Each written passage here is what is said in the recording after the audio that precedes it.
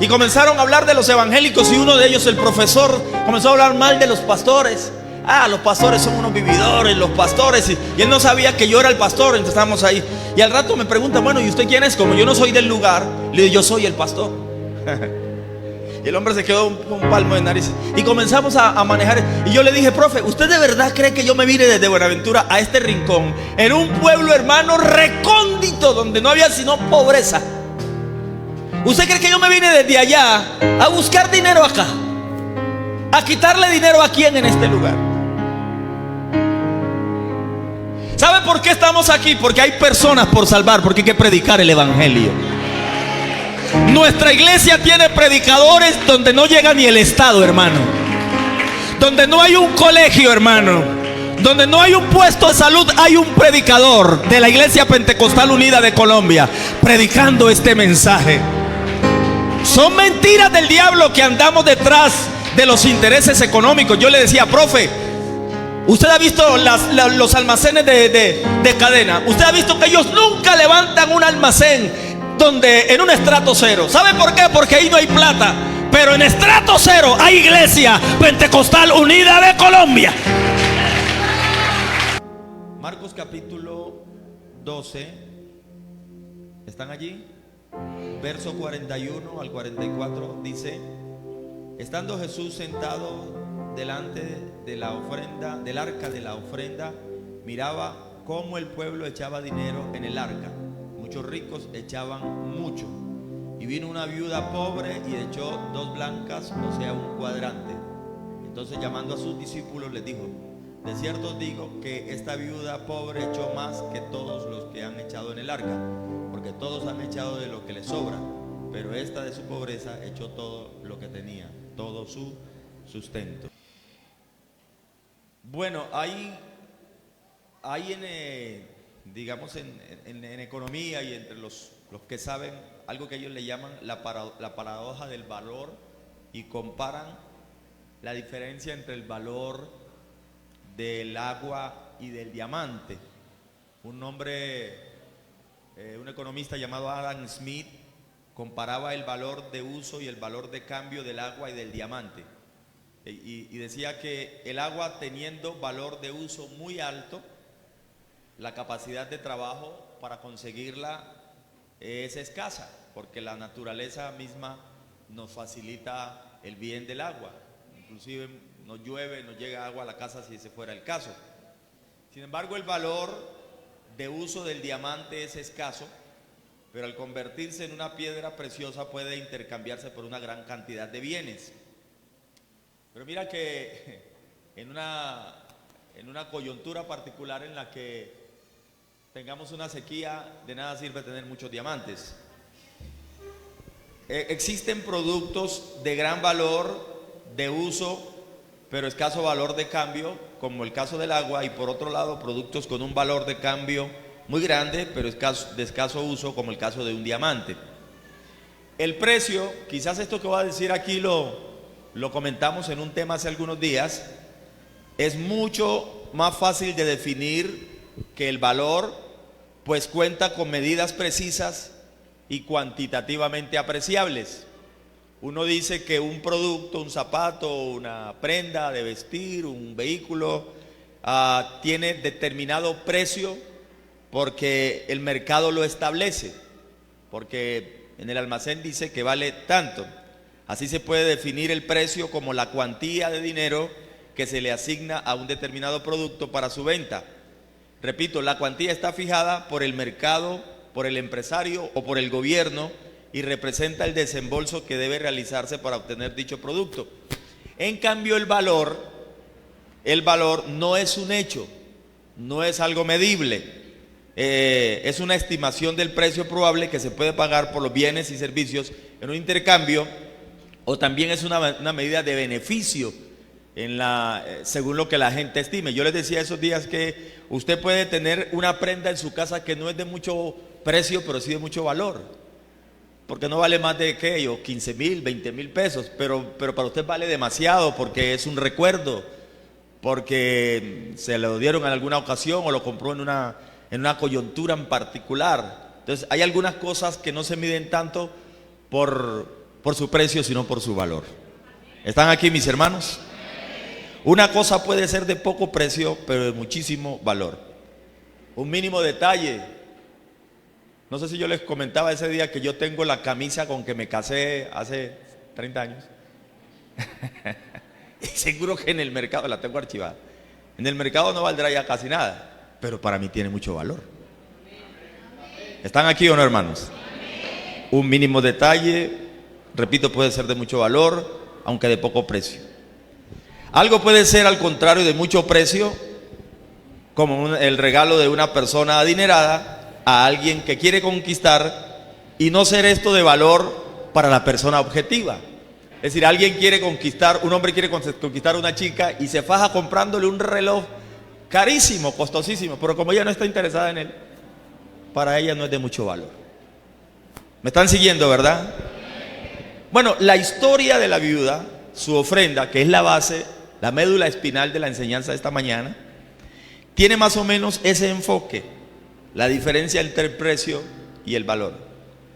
Cualquiera a simple vista apreciaría más la ofrenda de los ricos por la cuantía, pero la ofrenda de la viuda es de mucho mayor valor según Jesús por su significado. ¿Están aquí mis hermanos? Denle un aplauso fuerte al Señor. Por su significado. Y uno muchas veces no entiende la ecuación esta en lo que se llama la proporcionalidad. Yo le voy a explicar eso, por eso vinimos a la escuela dominical. Regalar 3 pares de zapatos cuando se tiene 30 es más simple que regalar uno cuando se tiene uno solo, ¿verdad? Es decir, cualquiera dirá, oh, fulano de tal, qué generoso, regaló 3 pares de zapatos, pero le quedaron 27. No, fulano de tal no es tan generoso porque regaló uno solo, pero era el único que tenía, ¿verdad? Aquí hay un fenómeno de proporcionalidad. Ahora, aquí no hay el típico caso, ojo con esto, de no importa la cantidad sino la calidad como una excusa para ser mezquinos a la hora de aportar para la obra del Señor. No, usted va a analizar que el gran valor de la ofrenda de la viuda consistió en que dio todo lo que tenía. ¿Aló? Si se analiza la ofrenda de la viuda, además de ser de mayor calidad, según el criterio de Jesucristo, es proporcionalmente más numerosa que lo que dieron los demás. Porque los demás daban de lo que les sobraba. Esta dio todo lo que tenía. Es decir, que si una persona de 1.000.000 de pesos ofrenda 10.000 pesos y una de 300.000 da 5.000, proporcionalmente la de 300.000 está dando más que el que dio 10.000 de lo que tenía. Una persona que puede ser más generosa no se puede excusar con eso de que lo que vale es el detalle, porque tal acto suele contarse con un gesto de tacañería si uno no es generoso pudiendo serlo más. Me están siguiendo, ¿verdad, mis hermanos? Este es más o menos el foco de esta historia y lo voy a poner en contexto. 1 Corintios 16:2 enseña que cada uno debe dar según haya prosperado, según Dios lo haya bendecido. Dice además que al que mucho se le da, mucho se le demanda. A los que mejor les va deberían ser más generosos que a los que no les va tan bien. Es una ecuación lógica. Sin embargo, hay ofrendas y oferentes, que somos los que damos las ofrendas, que no reflejan en lo más mínimo lo que se ha recibido del Señor. De hecho, hay creyentes que ni siquiera ofrendan. Yo me siento con la autoridad de predicarles porque yo soy su pastor. ¿Cuántos dicen amén? Que ni siquiera ofrendan. Y esto no siempre refleja su estado económico, sino su grado de compromiso con Dios y con su causa. El capítulo 12 de Marcos es un capítulo de un ambiente caldeado. Los nervios están crispados. Jesús está en la recta final de su ministerio y está peleando con los líderes religiosos. Se caracteriza por un continuo debate entre Jesucristo y los líderes de su tiempo. Como quiera que se acercaba el momento de su muerte y Jesús como que atizó el ambiente. Ustedes recuerdan que Jesús entra a Jerusalén y le hacen el desprecio mayúsculo, no lo ovacionan. Jesús llora a la entrada de Jerusalén porque el pueblo no lo recibió como el Mesías que era. Y cuando entra al templo levanta las mesas de los cambistas y hace un azote de cuerdas y saca los animales. Y claro, eso enerva el ambiente de los líderes religiosos. Jesús ni siquiera se queda en Jerusalén esos días, sino que Él se hospeda esos últimos días, esa última semana, en Betania. Y Él va y viene. Ustedes recuerdan, ¿verdad? Recuerdan esa historia. Él va y viene.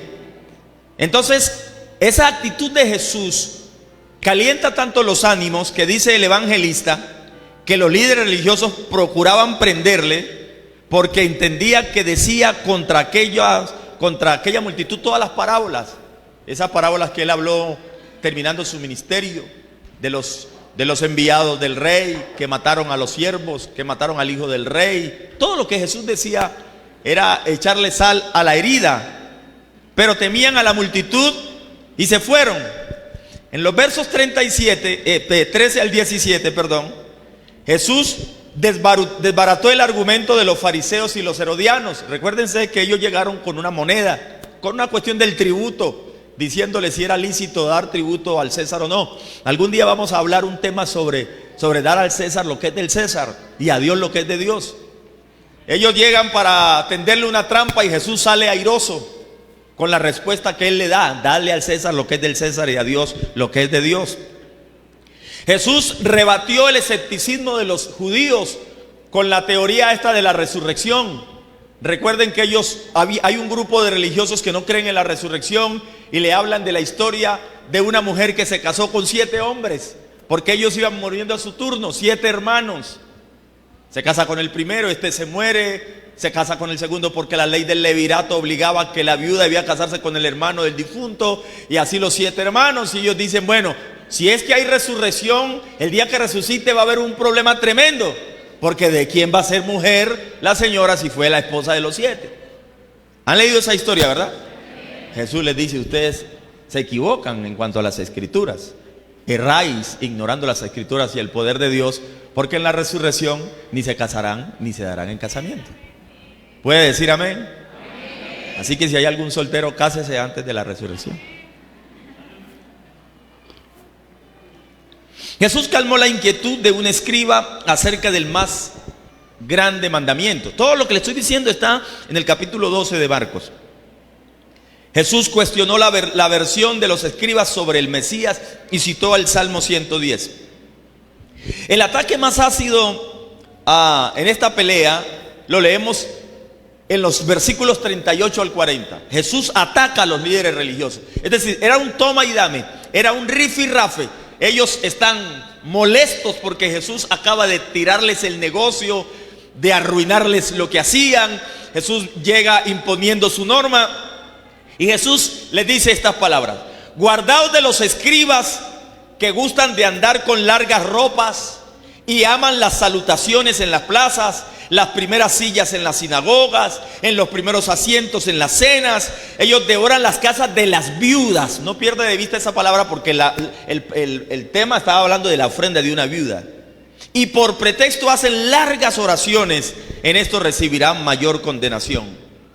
Los escribas, según Jesús y según se sabe, consumían los limitados recursos de aquellos que tenían menos. Abusaban de la hospitalidad de ellos, les estafaban sus fincas, administraban mal sus propiedades, les quitaban sus casas dadas por prenda por deudas que nunca podían cancelar. Al igual hacían con todos los que estaban atrapados en el falso sistema religioso. Los escribas también exigían que las viudas les dieran dinero para comprar las bendiciones de Dios.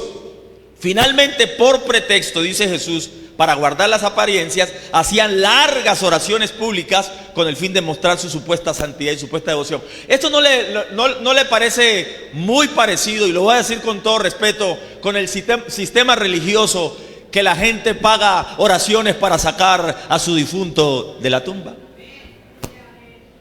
Amén. Porque hay que sacarlo del purgatorio y llevarlo al cielo a través de un sistema financiero.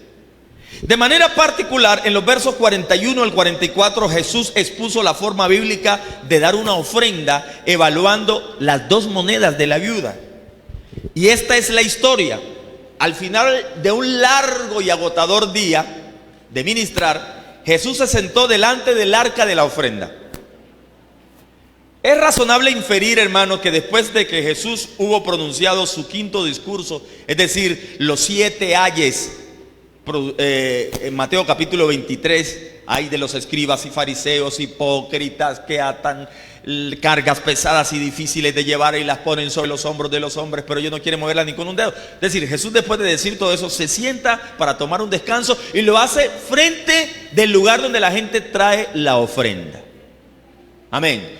El arca delante de la cual se sentó Jesús estaba ubicada en el atrio de las mujeres, que se encontraba abierto a todo el pueblo judío. Consistía de 13 receptáculos, es decir, 13 lugares para traer ofrenda.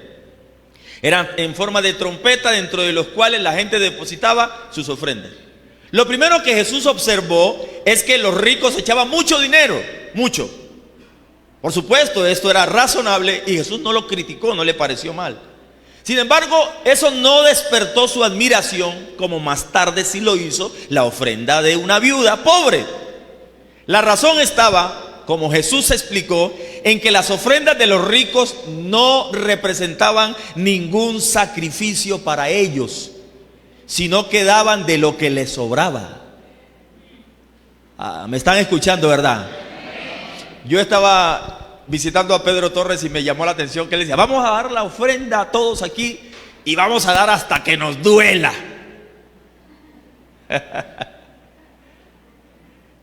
Y si tú estás haciendo ejercicio y quieres ponerte en forma, te toca esforzarte hasta que te duela.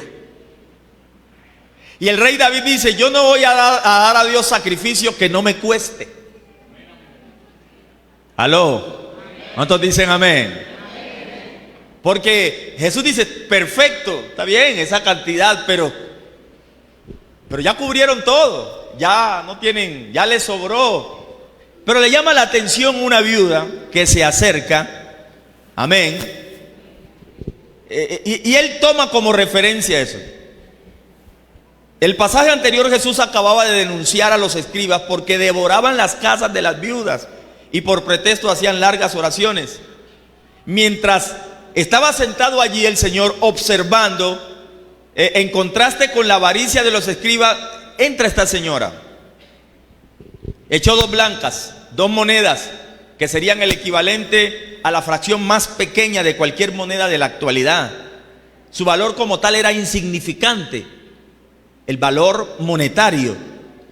Lo que la viuda hizo fue tan importante a los ojos de Jesús que llamó a sus discípulos y le dijo: muchachos, observen, hace rato estoy aquí, miren. Esta gente que ha venido ha traído grandes cantidades, pero esa señora que está allá echó más que ellos. Fíjense en esto. Para el resto de las personas allí presentes, la ofrenda de esta mujer pasó desapercibida y carecía de importancia, pero no para Jesús. Y yo quiero que usted no pierda de vista eso. Jesús está viendo quién da y quién no da. Digan amén, hermanos. Hay gente que cree que a Jesús lo único que le interesa es que le alabemos, le cantemos y le aplaudamos. Y Él está atento a la alabanza y a la oración. Pero cuando vamos a ofrendar, cierra los ojos. O cuando vamos a diezmar o no tiene nada que ver con Dios. Ojo con esto. Amén. Muy probablemente esta viuda era consciente de que los escribas eran de ese tipo de personas que habían escogido la religión como una profesión para conseguir ganancias deshonestas. Sin embargo, este hecho no la desanimó en su deseo de dedicarse a Dios con todo lo que tenía. Ojo con esto, hermano, porque quizás ella sabe que los escribas y los fariseos son unos, déjeme usar un término, torcidos. Pero su asunto no es con ellos, es con Dios. Amén. Ella lo hace para Dios. ¿Cuántos dicen amén? A pesar de los graves abusos que se cometían en la religión de Israel, el Señor veía y valoraba la devoción genuina que se daba entre muchos individuos particulares. Jesús hizo una afirmación sorprendente, increíble. Jesús dice: esta viuda pobre echó más que todos, Ahora, ¿cómo podría ser esto, mi querido hermano, si muchos ricos antes que ella habían echado mucho? La razón está en que el Señor no miró la cantidad del donativo, sino el corazón con que lo dio. ¿Me está siguiendo, verdad? En este sentido yo voy a sustraer varias reflexiones que le voy a anotar aquí, que nos enseñan, y vamos a ver algunos de los principios que encontramos aquí que nos indican cómo debe ser una ofrenda agradable a Dios. Porque, hermano, vea, si yo canto y mi alabanza no le agrada a Dios, perdí el tiempo. Si yo digo amén, si yo aplaudo, si yo vine aquí al culto y lo que hizo no agradó a Dios, mejor me hubiera quedado en la casa. Porque se supone que el objeto de todo lo que se hace aquí es agradar a Dios. De ahí que mi ofrenda, mi aporte, mi sistema financiero, como lo manejo, también debe ser agradable a Dios. ¿Están conmigo, mis hermanos? Y vamos a aprender ciertas cosas. Lo primero, que al Señor le interesa la ofrenda. Grite gloria a Dios. Dele un aplauso al Señor.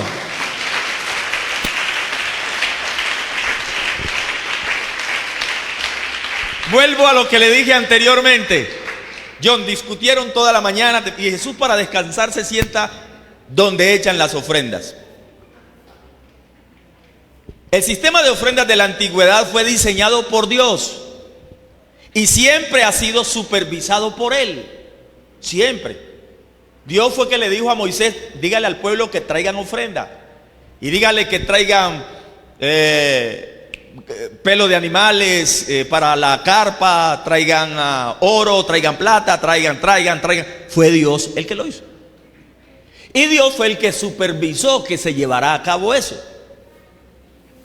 Hay gente que tiene unos conceptos muy pobres, y yo siempre insisto en esto, en el culto y a la hora de posesionar a un pastor.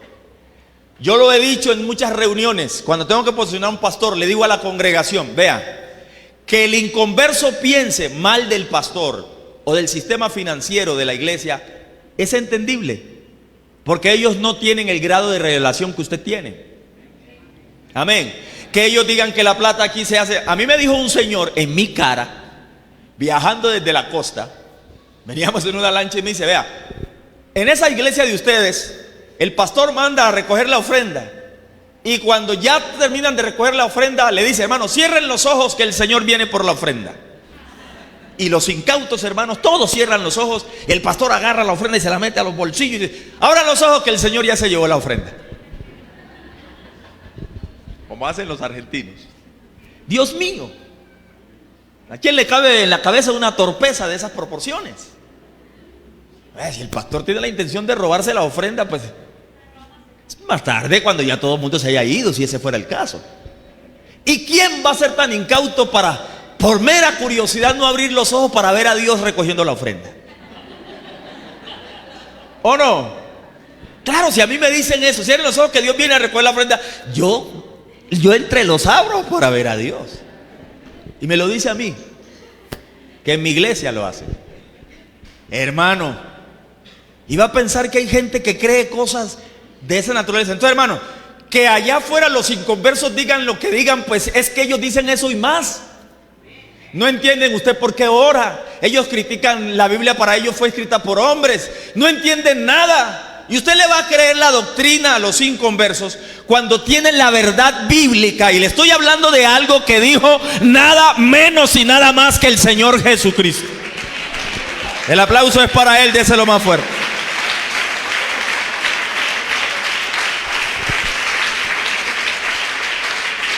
Nunca de los nunca la fe estuvo desligada de la ofrenda, del sistema financiero. Nunca.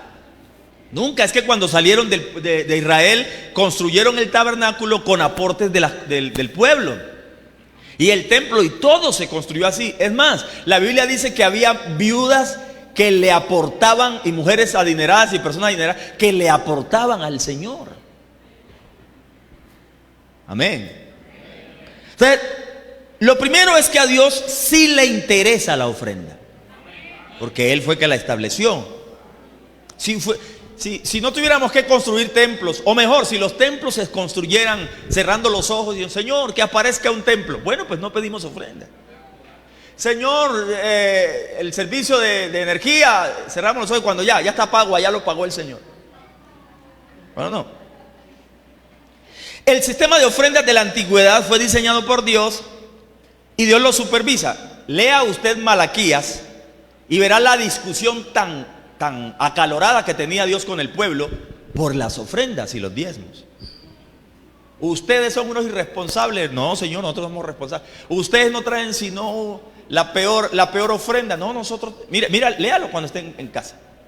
Es más, el Señor le dice: ¿por qué me traen el cordero perniquebrado?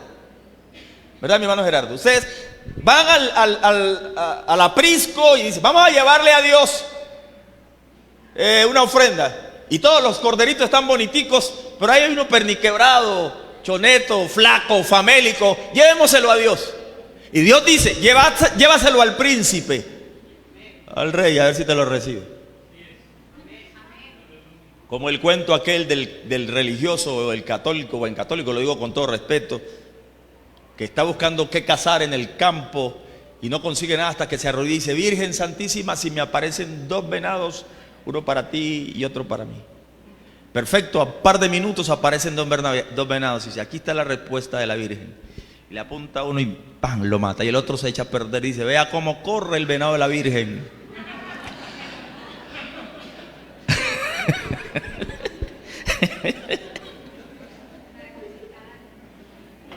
Claro, ya cuadraste, ¿no? A Dios le interesa y Él reclamaba: todos vosotros me habéis robado. ¿En qué tenemos robado? En vuestros diezmos y ofrendas. Pero ni siquiera Dios dice: le han robado a los sacerdotes, me han robado a mí. Porque Dios se interesa por el sistema financiero de la iglesia. Alguien que grite gloria a Dios, alguien que le dé un aplauso fuerte a la gloria de Dios. Dale fuerte ese aplauso. En cada espacio de nuestra liturgia y de nuestra vida cristiana nos conviene la atención de Dios. En el caso de la oración nos conviene que Dios nos escuche. Hay salmos que dicen: Señor, escucha atentamente. Yo cuando estoy orando pretendo que Dios me ponga cuidado. ¿Cuántos dicen amén? Qué bueno que Él esté atento a nuestro cántico, que reciba con beneplácito nuestra alabanza. De esa manera Dios va a estar atento a mi quehacer financiero. Porque vuelvo y digo, es ahí donde yo quisiera que Dios volteara a mirar para otro lado. Que Dios no note que yo no diezmé, que yo no ofrendé, que yo no di, que yo no participé. Sí quiero que me mire cuando necesito que me ayude. Pero sucede que el Señor está sentado al frente en esta historia de donde se deposita la ofrenda. ¿Cuántos dicen amén? El hecho de que Jesús se haya sentado delante del arca de las ofrendas y se haya puesto a observar cómo el pueblo echaba dinero en el arca indica que este también es un asunto que a Dios le concierne. Creo que así como el Señor quiere que su pueblo no le honre de labios sino de corazón, y que a la hora de orar levante manos santas sin ira ni contiendas, a la hora de ofrendar lo hagan para Él, para su gloria y su honra. ¿Están de acuerdo, mis hermanos? 2, que Dios conoce nuestra condición como oferentes. Vea, hay hermanos que se le acercan a uno y le dicen: hermano, vea, yo no puedo más que dar este aporte en el voto. Claro, mi hermano, es que Dios lo conoce. El problema es que estás mintiendo.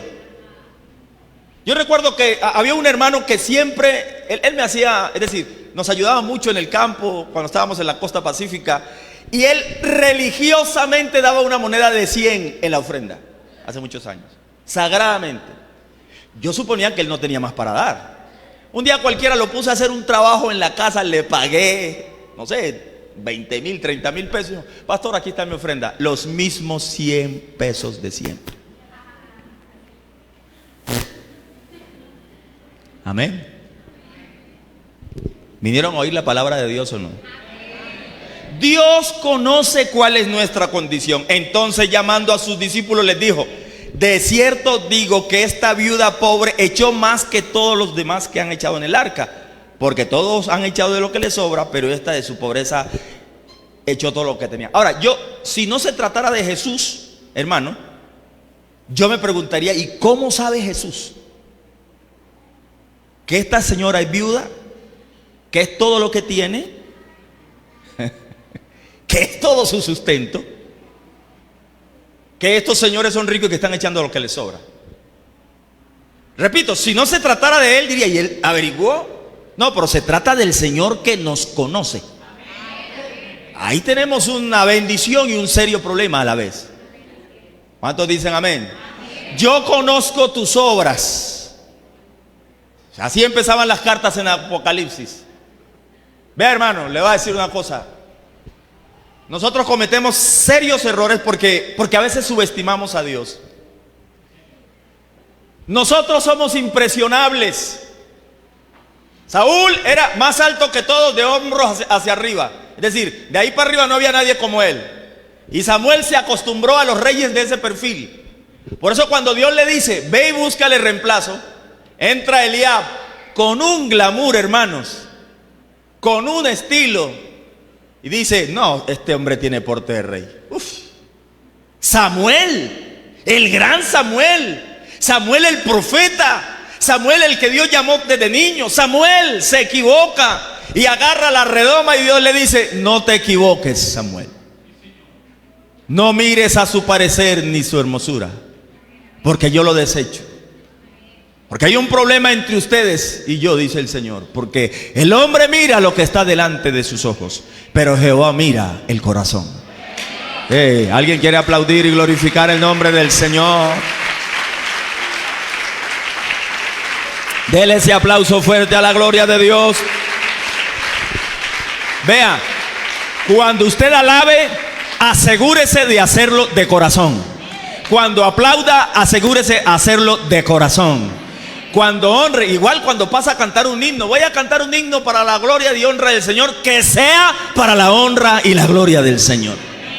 Porque si no, es posible que nos impresione a nosotros, pero el verdadero destinatario de su cántico ni siquiera le guste. ¿Me está escuchando, mi querido hermano? Yo conozco tus obras, yo sé cuál es la motivación, yo sé si podía dar más o menos, Dios lo sabe. Adoración a su nombre. Esto nos recuerda que aunque nuestras ofrendas deben ser secretas, hasta el punto de que nuestra mano izquierda no sepa lo que hace la derecha, sin embargo debemos ser conscientes de que Dios es testigo cuándo, cuánto y cómo lo hacemos. Amén. Incluso, mi hermano, hacer todas las cosas de corazón. El Salmo 139 dice, tú me has examinado y conocido. Tú has conocido mi sentarme y mi levantarme. Aún no está la palabra en mi boca. Eso es demasiado, hermano. Por ahí hay un versículo que dice, tal conocimiento es demasiado alto para mí. Yo no lo puedo comprender. ¿Cómo hace el Señor para conocer incluso lo que voy a decir? He aquí un verdadero israelita en el que no hay engaño. Bueno, ¿y nosotros acaso no hemos visto antes?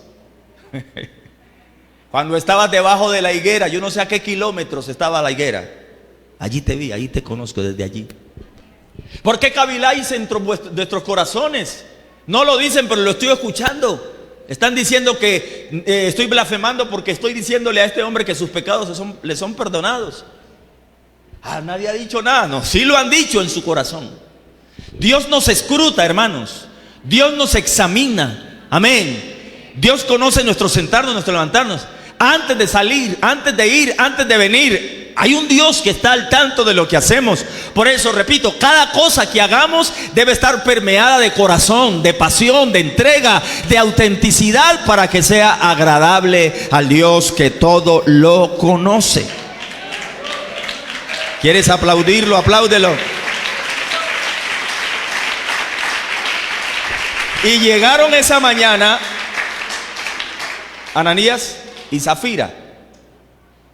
Antes de llegar conversaron, bueno, vamos a decirle que costó 120,000 pesos.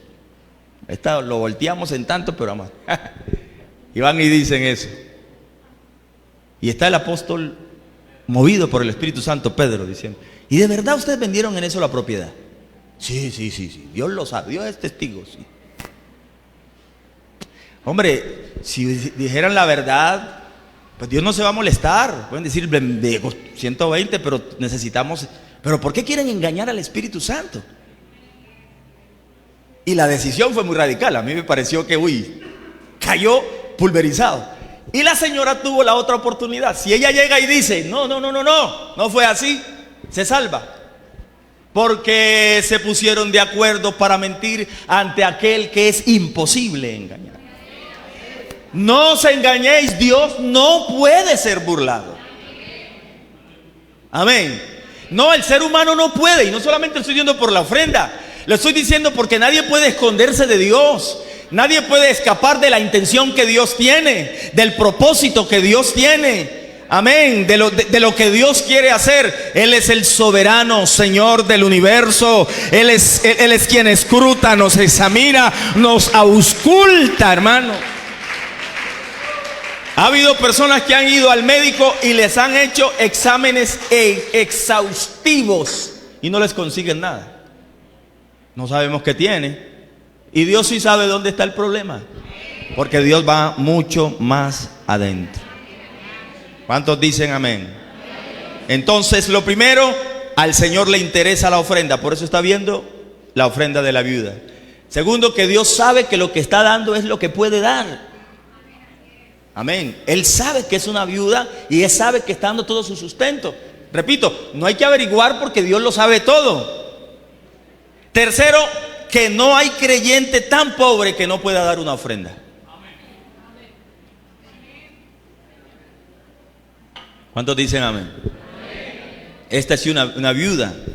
Repito, la viuda y el huérfano es sin más el símbolo de la desesperanza y la necesidad en la cultura hebrea. Jesús por eso mostró mucho interés con ellos, por la situación de las viudas. Cuando moría una viuda en esa cultura, no en este tiempo. Estamos en una sociedad muy independiente, las esposas son muy independientes. Las mujeres entraron en el mercado laboral hace más de 100 años. Atrás la mujer estaba en su casa, el padre era el que la figura del patriarcado, él era el que proveía, ella criaba a los niños, y entonces había absoluta dependencia. Bueno, vino el movimiento del feminismo y todas esas vertientes que consiguieron que las mujeres comenzaran, entre otras cosas, a sufragar, es decir, que pudieran ir a las urnas a votar y de ahí en adelante muchos derechos. Pero en aquel entonces no. La mujer que quedaba sola quedaba absolutamente desamparada. ¿Aló? Y era víctima de estos explotadores, de estos que les consumían lo poco que tenían. Y por pretexto hacían largas oraciones. Por eso era que esta gente vivía tan ofendida con Jesús. Porque el Señor los desenmascaró. Les decía, ustedes son unos hipócritas, unos falsos, que pretenden ser santos y por fuera se ven blanqueados, pero por dentro están llenos de huesos, son sepulcros blanqueados. Esta señora que está aquí en el abandono, en el desamparo, en la crisis, tenía sustento. El texto dice, dio todo su sustento. ¿Quién la sostendría? Un hijo, qué sé yo, alguien, pero tenía un sostenimiento, no mucho, pero lo tenía. Y no asumía la actitud de la pobrecita que no se acerca al arca a dar porque no tiene más que eso. No, eso es lo que Jesucristo aplaude. A pesar de lo poco que tiene, a pesar de la carencia suya, viene y da todo lo que tiene. Y Dios se agrada del esfuerzo de esta mujer. Amén. Alguien que alabe y glorifique el nombre del Señor. Es más, hermano, es posible que esa fuera una misericordia que alguien le hacía. Hay gente en nuestra iglesia así. Yo he conocido ancianas más fieles con sus diezmos, sus ofrendas, poquititas, que personas que tienen en las congregaciones. ¿O no, John? Bueno, alguien llamó al pastor asistente esta semana: yo no puedo ir porque estoy enferma, pero venga por esto. Y uno se aterraba, ¿no? Yo me acuerdo de la hermana X que murió allá no voy a dar el nombre. Era impresionante la fidelidad de esa mujer. Y Jesús dice, esta mujer tiene todo su sustento. Quizás se lo dio un hijo, o quizás fue una misericordia que algún vecino le hizo. Es una viuda, no tiene quien la mantenga. Pero miran, venía caminando despacio, quizás lento, y llegó y dio su ofrenda. Y a Dios le agradó la actitud de esa mujer. Contra todo pronóstico, la viuda pobre de esta historia echó 2 blancas, repito que es la denominación más pequeña de la moneda judía, las cuales equivalían a un cuadrante, que era muy poco. Y dice, esta de su pobreza echó todo lo que tenía, todo su sustento. Nunca piense, hermano, que usted no tiene nada para dar. Nunca. Porque sus ofrendas se dan según haya sido prosperado. Amén. Si Dios no le ha dado mucho, pues por supuesto que no va a hacer muchas ofrendas. Ahora, mi hermano, si Dios le ha dado mucho, sea generoso en la ofrenda. Porque al que mucho se le da, mucho se le demanda. Dele el aplauso al Señor.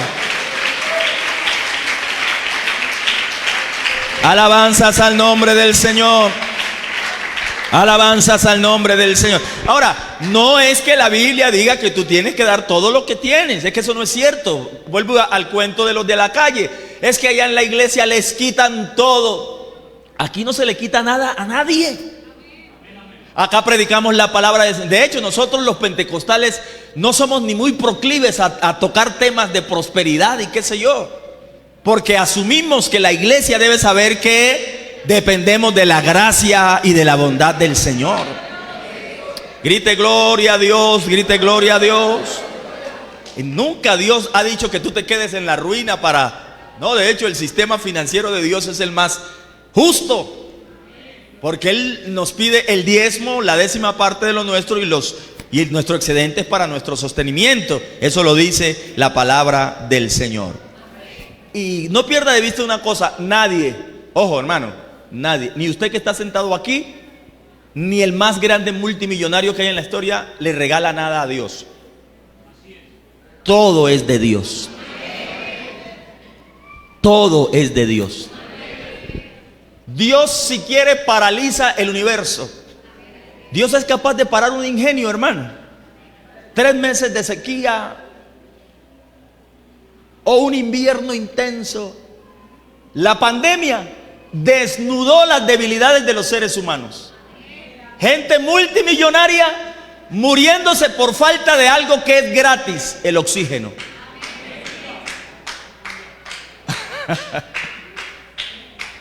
Yo les conté la historia que mostraron de unos muchachos que arrojaron dinero por la ventana de su casa en Francia. El padre era multimillonario y dice, esto no sirve para nada. Mi papá no pudo comprar oxígeno.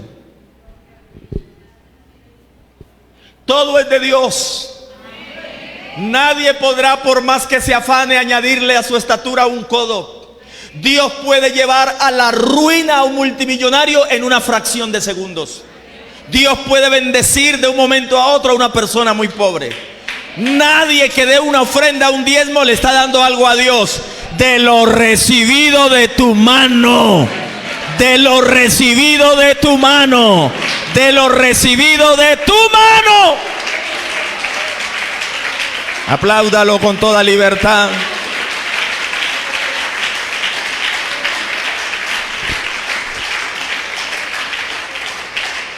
Sí debemos dar de nosotros con toda generosidad. Ahí están 2 Corintios capítulo 9, los macedonios. A mí me impresiona ese fragmento de la Biblia, ¿no? Cómo dice que Pablo está recogiendo una ofrenda para ayudar a los hermanos de Jerusalén, y los macedonios, que eran los más pobres, le rogaron a Pablo.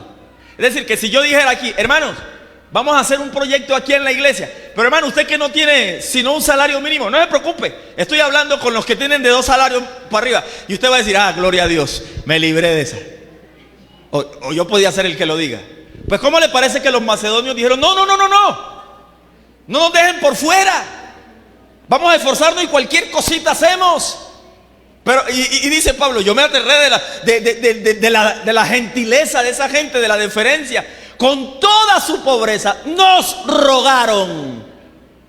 En lugar de estarse quejando que porque el pastor pidió un voto o porque no, ellos rogaron que les permitieran dar una ofrenda para la obra, para la honra y gloria del Señor. Alguien que alabe y glorifique el nombre del Señor.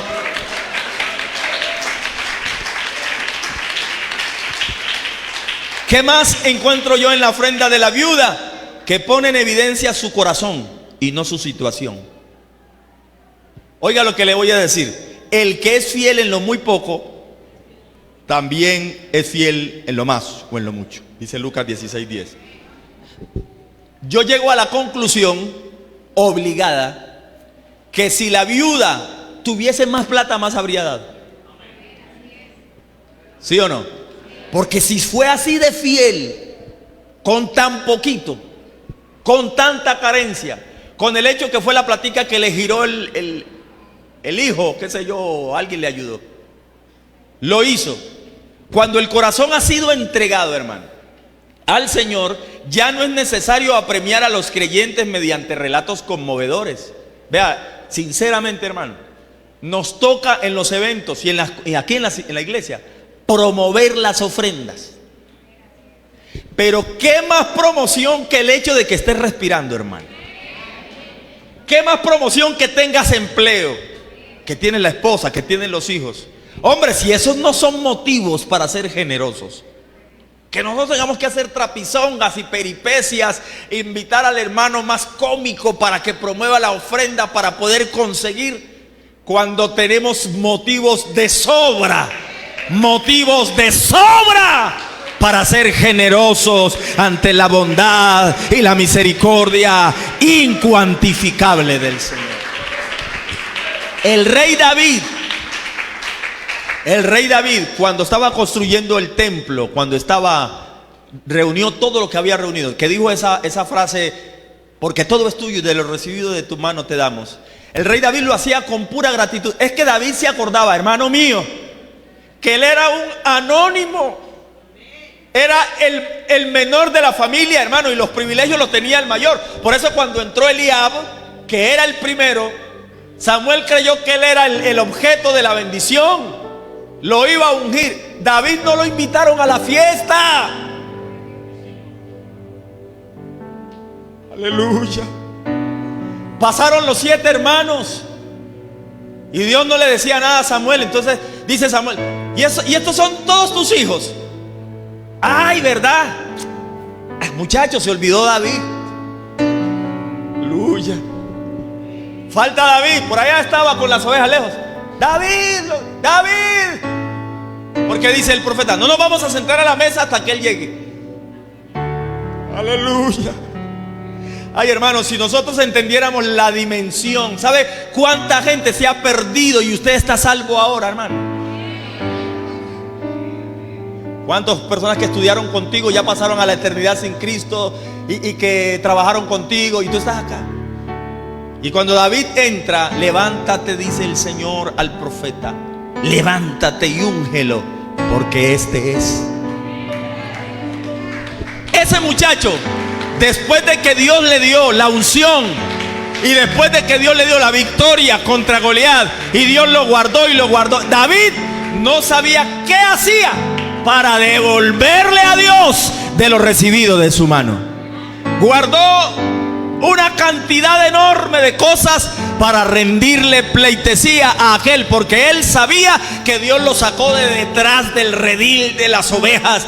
David no sería nadie si no fuera por la infinita bondad del Señor, que lo sacó y lo puso en la palestra pública, y siglos después, hoy todavía se menciona al rey David. Por favor, por eso él decía: nadie me quite la bendición de hacer algo para honrar el nombre del Señor. Así que, hermano, ojalá no tuviéramos que promover tanto las ofrendas, sino que la promueva nuestra gratitud. Mire a un lado y mire a su esposa, mire a sus hijos, mire su casa, mire su carro, mire su vehículo, mire su salud, y esos son los motivos. Con todo y que era viuda, tenía motivos para dar gracias. Dale la alabanza fuerte al Señor. Colóquese de pie, por favor, mi querido hermano. Lo último que aprendo de la ofrenda de la viuda y que aprendemos esta mañana: primero dijimos que significa que el Señor le interesa la ofrenda. Significa que Dios conoce nuestra condición de oferentes. Significa que no hay creyente tan pobre que no pueda ofrendar. Significa que la ofrenda de la viuda pone en evidencia su corazón y no su situación. Significa que ofrendamos a Dios porque Él nos dio primero a nosotros. no le coma cuento al diablo. Por favor, no le crea las mentiras al diablo. Por favor, no se deje embaucar de los inconversos. Es que ellos no entienden lo que usted entiende. Ellos dicen una cantidad de sandeces, de torpezas. Yo recuerdo siempre que cuando era pastor en la costa pacífica, me senté en una reunión con un grupo de personas en un pueblito que íbamos a hacer un culto. Estábamos esperando y comenzaron a hablar de los evangélicos, y uno de ellos, el profesor, comenzó a hablar mal de los pastores. Los pastores son unos vividores, los pastores. Y él no sabía que yo era el pastor, entonces estábamos ahí. Y al rato me pregunta, bueno, ¿y usted quién es? Como yo no soy del lugar, le digo, yo soy el pastor. Y el hombre se quedó un palmo de nariz. Y comenzamos a manejar. Y yo le dije, profe, ¿usted de verdad cree que yo me vine desde Buenaventura a este rincón, en un pueblo, hermano, recóndito, donde no había sino pobreza? ¿Usted cree que yo me vine desde allá a buscar dinero acá, a quitarle dinero a quién en este lugar? ¿Sabe por qué estamos aquí? Porque hay personas por salvar, porque hay que predicar el evangelio. Nuestra iglesia tiene predicadores donde no llega ni el Estado, hermano. Donde no hay un colegio, hermano. Donde no hay un puesto de salud, hay un predicador de la Iglesia Pentecostal Unida de Colombia predicando este mensaje. Son mentiras del diablo que andamos detrás de los intereses económicos. Yo le decía, profe, usted ha visto los almacenes de cadena. Usted ha visto que ellos nunca levantan un almacén en un estrato cero. ¿Sabe por qué? Porque ahí no hay plata. Pero en estrato cero hay Iglesia Pentecostal Unida de Colombia.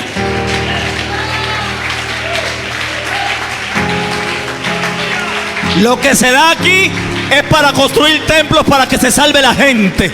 Amén. Para la campaña, para el programa, para el sostenimiento del ministerio. Para eso se hace el trabajo, para la honra y la gloria. Así que no lo piense dos veces, hermano. No deje que la viuda, con lo poquito que tenía, le pase por encima a usted, que Dios lo ha bendecido. Amén. Y que lo está bendiciendo generosamente. Levante su mano. Dígale, Jesús, gracias. Gracias. Porque es posible que su condición no sea la de la viuda, que apenas tenía 2 moneditas. Gracias, Señor.